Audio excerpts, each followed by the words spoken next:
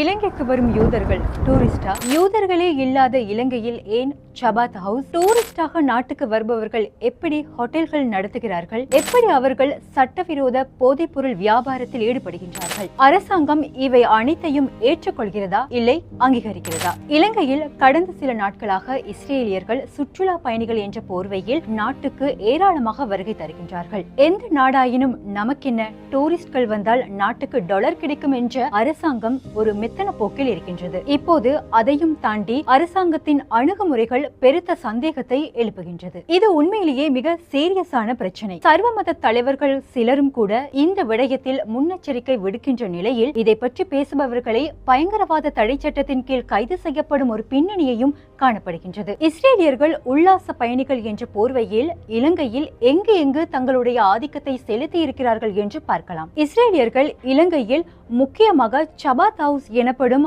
மத ஸ்தலங்களையே அதிகமாக நிறுவி வருகின்றார்கள். அது மட்டுமில்லாமல் அதிக ரெஸ்டாரண்டுகள், வியாபார ஸ்தாபனங்களிலும் போதைப்பொருள் பாவனையில் ஈடுபடுவதாக தெரிவிக்கப்படுகின்றது. மலையகத்தை எடுத்துக்கொண்டால் எல்ல நகரம் டூரிஸ்டுகள் அதிகமாக வந்திறங்கும் ஒரு பிரதேசம். அங்கும் ஒரு சபாத் ஹவுஸ் இருக்கின்றது. அந்த வீட்டிலும் இஸ்ரேலிய தம்பதிகளையே பொறுப்பாக காணப்படுகின்றார்கள். கிழக்கு மாகாணத்தில் அம்பாறை மாவட்டம் பொத்துவில் பிரதேசங்களிலும் சந்து பொந்துகளில் எல்லாம் உள்ளூர் வாசிகளின் பெயரில் இஸ்ரேலியர்கள் பதிவு செய்து வருகின்றார்கள். அதே போல அருகம்பை நகருக்கு நீங்கள் சென்றால் அங்கே பள்ளிவாசல் ஒன்று காணப்படுகின்றது. அதற்கு அருகிலும் சபாத் இல்லம் காணப்படுகின்றது. அங்கு யூத மத பிரார்த்தனைகளும் போதனைகளும் கூட இடம்பெறுகின்றன.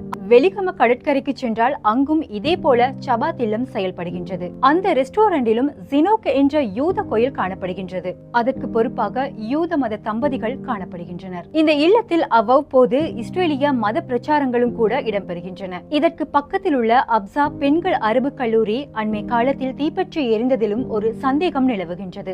இதற்கு கொழும்பு கூட விதிவிலக்கல்ல. சினமன் ரெட் ஹோட்டலுக்கு அருகிலும் இந்த மாதிரி சபாத் இல்லம் காணப்படுகின்றது.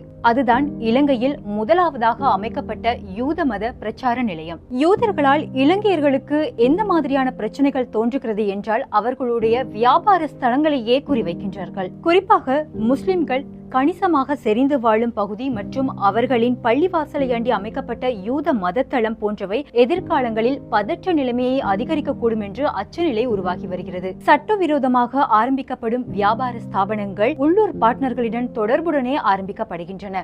இப்படியே அகலக்கால் விரித்தால் ஆசியாவின் பலஸ்தீனமாக மாறக்கூடும் என்று பலரும் எச்சரித்து வருகின்றனர். இப்படித்தான் ஒரு காலத்தில் சிறிது சிறிதாக பலஸ்தீனத்தில் வியாபாரத்தை ஆரம்பித்தார்கள் இந்த இஸ்ரேலியர்கள். தற்போது சுற்றுலா பயணிகள் என்ற பெயரில் இலங்கைக்கு வரும் இவர்களுடைய நடவடிக்கையை அரசாங்கம் ஏன் இன்னும் கண்டுகொள்ளவில்லை? அவர்களுக்கான பாதுகாப்பை மட்டும் அதிகரித்து தருகின்றார்கள். இந்த விடயத்தில் அரசாங்கத்தின் நடவடிக்கை என்ன? பதில் என்ன?